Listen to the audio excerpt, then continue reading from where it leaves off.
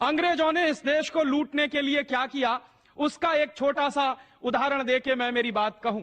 सन 1813 का एक दस्तावेज मेरे पास है लंदन की पार्लियामेंट का।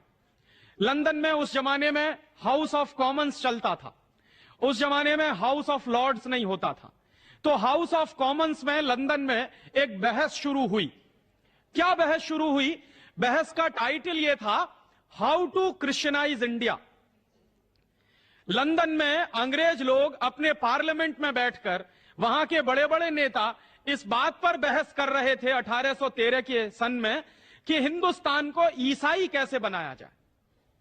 और इस बहस को जो चलाने वाला सबसे बड़ा अंग्रेजों का नेता माना जाता था, उसका नाम था विलियम विल्बरफोर्स। तो विलियम विल्बरफोर्स भाषण दे रहा था सन 1813 में ब्रिटिश पार्लियामेंट के हाउस ऑफ कॉमन्स में, और कह रहा था कि हिंदुस्तान को ईसाई बनाना हमारा सबसे पहला काम है। तो ईसाई बनाने का तरीका क्या होगा? तो उन लोगों ने जो पार्लियामेंट में बहस चलाई, उस बहस में से उन्होंने 3 बातें तय की और एक प्रस्ताव पारित किया। प्रस्ताव क्या पारित किया? प्रस्ताव यह पारित किया कि हिंदुस्तान को ईसाई बना देना है, हिंदुस्तान को क्रिश्चियन बना देना है। और जब हिंदुस्तान क्रिश्चियन होगा तो वो अपने आप हमारे रास्ते पर चलना शुरू हो जाएगा। तो हिंदुस्तान क्रिश्चियन बनेगा कैसे? इस पर ब्रिटेन की पार्लियामेंट में बहस हुई और उनके नेताओं ने आपस में जो बहस की, उसके दस्तावेज मेरे पास हैं। और मैं एक पुस्तक लिख रहा हूं, आजादी के 50 साल या गुलामी के 500 साल। उस पुस्तक में वो सारे दस्तावेज मैं छापने जा रहा हूं, प्रकाशित करने जा रहा हूं। तो वो दस्तावेज में क्या उन्होंने तय किया है? उन्होंने तय किया कि हिंदुस्तान को अगर ईसाई बनाना है तो सबसे पहला काम हिंदुस्तान की आर्थिक व्यवस्था को तोड़ना पड़ेगा। हिंदुस्तान में ये जो संपत्ति है, ये जो धन है, इसको लूटना पड़ेगा और हिंदुस्तान को गरीब बनाना पड़ेगा। तो जब हिंदुस्तान गरीब हो जाएगा और जब हिंदुस्तान में भुखमरी आ जाएगी, तो यहां के लोग बहुत आसानी के साथ थोड़े थोड़े पैसे के लिए धर्म परिवर्तन शुरू कर देंगे। तो वो तय कर रहे हैं अंग्रेजों के बड़े बड़े नेता कि पहले हिंदुस्तान को आर्थिक रीति से खलास करना है, और जब यह देश आर्थिक रीति से खलास हो जाएगा, उसके बाद इस देश को राजनीतिक रीति से खलास करना, और फिर राजनीतिक रीति से जब यह देश खलास हो जाएगा, तब इस देश को सांस्कृतिक रीति से खलास करना, और सांस्कृतिक रीति से जब यह देश खलास हो जाएगा, तब इस देश को बहुत आसानी से ईसाई बनाया जाएगा। तो हिंदुस्तान को आर्थिक रीति से खलास करने के लिए अंग्रेजों ने क्या किया? उन्होंने अपनी तमाम कंपनियां हमारे देश में भेजी। ईस्ट इंडिया कंपनी आई, ईस्ट इंडिया कंपनी जैसी अंग्रेजों की सैकड़ों कंपनियां आई, और उन कंपनियों ने क्या किया? हमारे देश में अपना धंधा शुरू किया। तो क्या होता था कि अंग्रेजों की कंपनियों का माल बिकता था और हिंदुस्तान के गांव-गांव में अंग्रेजों का माल बिकने लगा। और जब हिंदुस्तान के गांव-गांव में अंग्रेजों का माल बिकने लगा, तो हमारे देश के लोग अंग्रेजों का माल खरीदने लगे, और अंग्रेजों का माल खरीदकर हमारे देश का पैसा लंदन जाने लगा। और जब अंग्रेजों का माल इस देश में बिकना शुरू हो गया, तो उसका एक दूसरा नतीजा और निकला कि धीरे धीरे हिंदुस्तान के सारे कारखाने बंद होते चले गए। एक तरफ तो अंग्रेजों की सरकार ने नियम ऐसे बनाए, कानून ऐसे बनाए कि भारतीय व्यापारी व्यापार ना कर सके और भारतीय उद्योगपति कुछ भी सामान बाजार में बेच ना सके। दूसरी तरफ उन्होंने अंग्रेजों की कंपनियों को हिंदुस्तान की लूट के लिए खुला छोड़ दिया। तो धीरे धीरे हिंदुस्तानी बाजार में अंग्रेजों का माल बिकना शुरू हुआ और अंग्रेजों ने यहां से संपत्ति बटोरना शुरू किया, यहां से धन लेना शुरू किया। अंग्रेजों के कुछ आंकड़े बताते हैं कि ईस्ट इंडिया कंपनी उस जमाने में हमारे देश में जब धंधा करती थी, उसका कुछ माल बिकता था, तो एक साल में ईस्ट इंडिया कंपनी यहां से करीब 70 करोड़ पाउंड के बराबर की संपत्ति ले जाती थी। ये 70 करोड़ पाउंड की जो संपत्ति जाती थी उस जमाने में, आज से लगभग 200 साल पहले, ये कितनी होती होगी? अगर आज के हिसाब से हम हिसाब लगाएं तो 70 करोड़ में 56 का गुणा करना पड़ेगा, क्योंकि एक पाउंड में इस समय लगभग 56 रुपया बैठता। तो करोड़ों रुपए की लूट हमारी होती थी। अंग्रेजों ने एक दूसरा काम और किया कि हिंदुस्तान के व्यापारियों का माल हिंदुस्तान के बाजार में बिकने ना पाए, इसके लिए उन्होंने हिंदुस्तानी व्यापारियों पर तमाम तरह के टैक्स लगा दिए।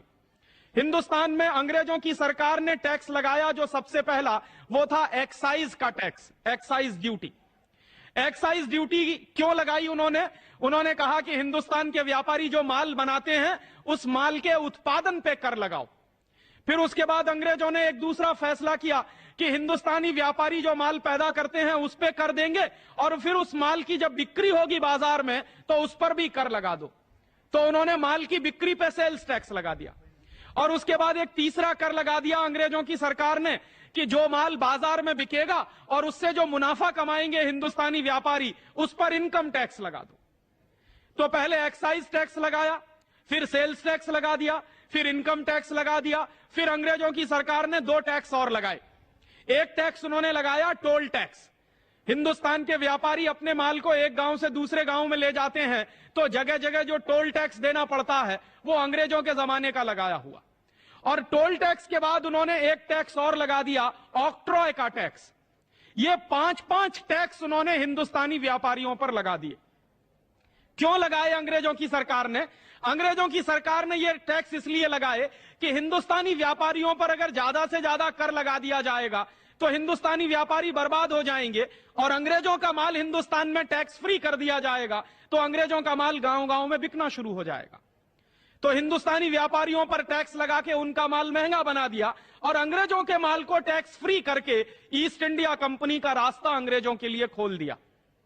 इसका नतीजा क्या निकला? इसका नतीजा यह निकला कि धीरे धीरे ये हिंदुस्तान जो एक जमाने में दुनिया का सबसे बड़ा औद्योगिक देश था, 1835-1840 तक हम दुनिया के सबसे बड़े निर्यातक देश थे।